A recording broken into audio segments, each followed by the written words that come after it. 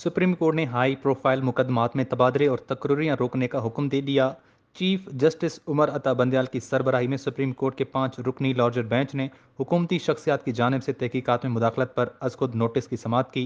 अदालत ने हुक्म दिया कि हाई प्रोफाइल मुकदमात में प्रोसिक्यूशन तहकीकात ब्रांच के अंदर ताहुकुम सानी ट्रांसफ़र पोस्टिंग नहीं की जाएंगी। सुप्रीम कोर्ट ने नेब और एफआईए को भी ताहुकुम सानी कोई भी मुकदमा अदालतों से वापस लेने से रोक दिया। सुप्रीम कोर्ट ने हिदायत की कि आर्टिकल 10, 25A और 4 की अमलदारी होनी चाहिए। क्रिमिनल जस्टिस सिस्टम की शफियत और साख को बरकरार रखा जाए। हमारी कार्रवाई का मकसद सिर्फ उसी हद तक है।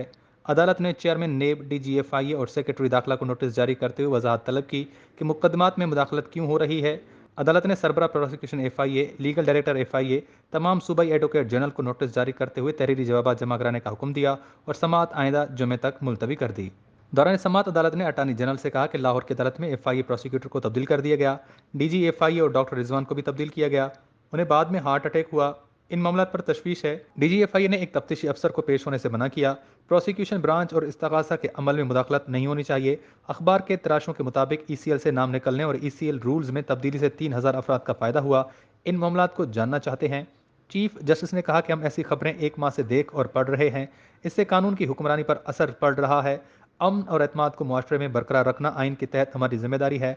कानून की हुक्मरानी को बरकरार रखना है। ये कार्रवाई किसी को मुलजिम ठहराने या किसी को शर्मिंदा करने के लिए नहीं है। ये कार्रवाई फौजदारी निज़ाम और कानून की हुक्मरानी को बचाने के लिए है।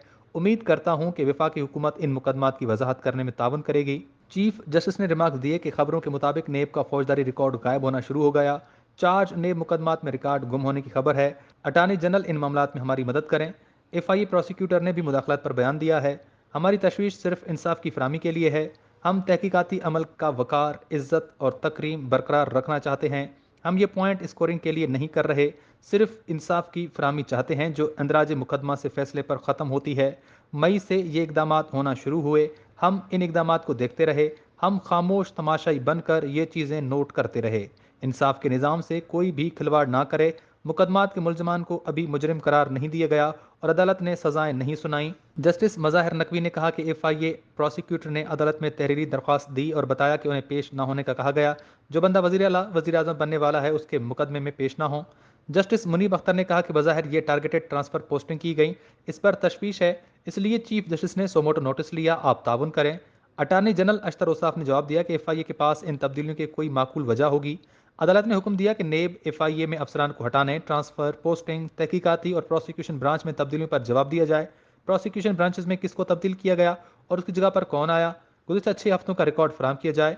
सुप्रीम कोर्ट ने हिदायत की कि मुकदमात की नामुकम्मल दस्तावेजात का रिकॉर्ड महफूज बनाने के लिए इकदाम से आगाह किया जाए। FIA और नेब में हाई प्रोफाइल मुकदमात का रिकॉर्ड चेक करने के बाद सील किया जाए। ये रिकॉर्ड चेक करके मजाद अथॉरिटी को रिपोर्ट पेश करें।